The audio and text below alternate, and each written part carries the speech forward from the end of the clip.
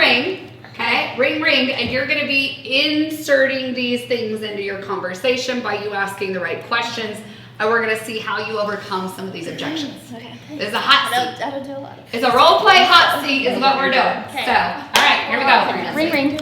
Hi, this is Paige with Hustle Heart Real Estate Group. Hi, Paige. My name is Kesley, and I am just kind of looking around for real estate agents. I have a couple questions for you and wanted to see if we could potentially be a match. Yes, I would love to answer your questions. What are some of those that you have? Okay, so I'll kind of give you my current situation right now. Okay. I am pre-qualified with my preferred lender. We're at $500,000. That's the max, but I don't think I want to go all the way up. Okay. I'm super picky about what I want.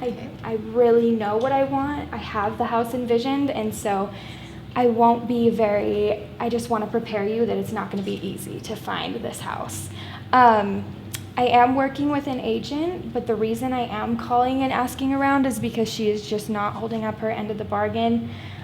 She's not well with communication. I'm always reaching out, and she's never really, done much for me in the 2 months that I've been working with her already. So, and I can't remember if we signed any buyer docs. I know that is going to be a question that you're going to have, so I don't really know how to approach that situation. Okay, perfect. Thank you for giving me a little background on what you're looking for in your situation. I would love to help you. I'd say the first rule of business, just because I try to be respectful of other agents and other businesses, have you had a conversation with your agent? Is she aware of how you're feeling? I would say I haven't directly had a conversation with her, but I would say that she's aware that I'm not happy and probably can sense that something is coming, but I haven't had I don't know how to have that conversation. Okay, perfect. And have you seen any houses with this other agent? Has she shown you any properties? We did go on one showing, but the showing was just so bad, so I've just not given her any more. Okay, yeah. Perfect. Do you have any documentation or trace of any docs that you could go back and look at to see what you've signed? So I really don't. I know that I could probably ask her, but that would obviously come up in a situation of I'm leaving you. Yeah. So, but I don't remember. I remember seeing the documents, but I can't quite remember if we did sign or not. Okay, and how would you feel about going to the agent and maybe just explaining to her that maybe you guys aren't a great pair or a great match, and see how she responds to that? And I'm happy to help any way I can after that. I just want to be respectful of absolutely. Yes, I definitely can have that conversation with her. It's gonna be a little nerve-wracking, but I definitely will. So once I get that situation handled, I do want to start looking at homes again, but I am currently out of state right now.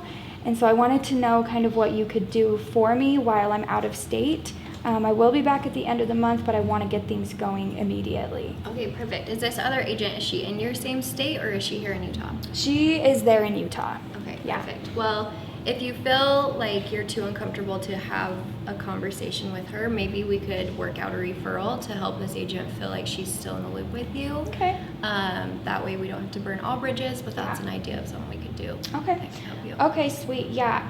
I honestly don't think we'll be doing that because I don't think she deserves it. You know what I mean? Yep, totally. I'm not feeling that.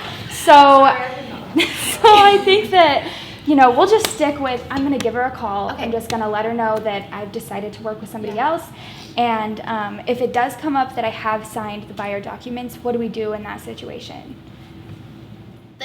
I know, I'm stuck too. I don't know the answer to that one. I want to hear what you would say because no one's here. It's your on the phone. Okay. I want to see how you would work through this. So if you have signed those those docs, why don't you go ahead and email them over to me so I can take a look at them and look at the verbiage as far as what our boundaries are and what we can do for you. We'll just kind of go from there after that. Okay. Yes. And one other thing I wanted to ask you about, since I am out of town, would you be able to go look at homes for me and, I don't know, maybe send me a video? Oh, absolutely. Could you do that for me? We can definitely work something out that way. Okay, cool. So I'm going to go ahead and just give this other agent a call then, and I will either be sending you the documents so that you can read over those, or we can just go ahead and get working and get going on some showings. Perfect. Well, please let me know if there's anything in the meantime that you have questions about or anything that I can help you kind of navigate with this other agent. Okay, thank you so much. Okay, Talk to you later. Bye.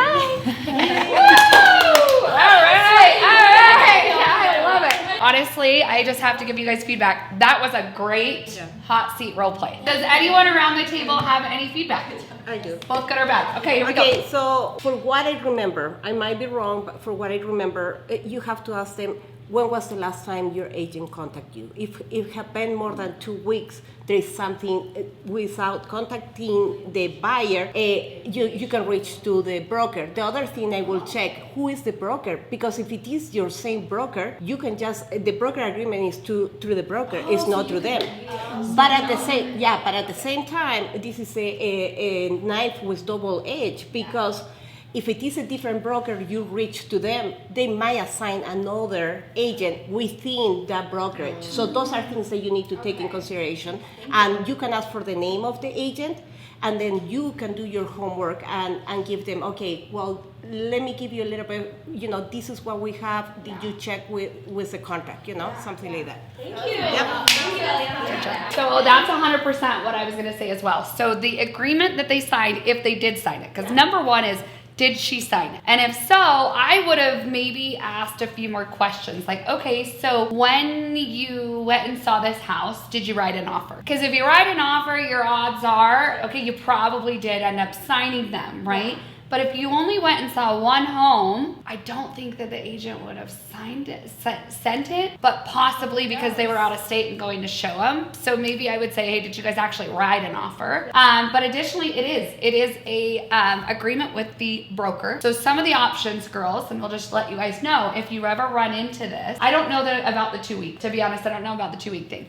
But I do know that it is a legal binding contract with the brokerage. And so if you feel as if the agent is not doing their due diligence or their fiduciary duties to you as a client, you can then, yes, first things first, probably go to that agent themselves. If that's too uncomfortable, you can sidestep and go to the brokerage and the broker. And odds are they're probably going to try and keep it in-house, so they'll just send you to another agent within the brokerage so that they still get their cut. But if you can prove that they have neglected you as a client, you have a lot better case. But at the end of the day, if they signed it and it's until a certain time they signed it, and the broker does not have to let you out. And so to the contrary, if you're working with a client and they're trying to sidestep you because someone's going to tell them what they want to hear and you're over here telling them what they need to hear, just realize that I've been in that situation as well, or seen that, where, someone said, oh, I could get you 60,000 more. Yeah. Yep. And so it just, I never take, I think it was you, where I was like, I don't know. She had a situation where she was like, I have this person reaching out to me, same type of deal, wanted to sidestep their person. And I said, I get it. However, I know that what you're being told may or may not be the whole truth. So at the end of the day, is what they're looking for realistic? Is it not realistic? Why are they so upset? Is it true? But is it really, really, really true? And until we really, really know that it's true, I just don't get in the drama shit. I just legally advise. This is what I was thinking when you were responding. I was thinking in my mind, it, I don't want to work with this client. Yeah.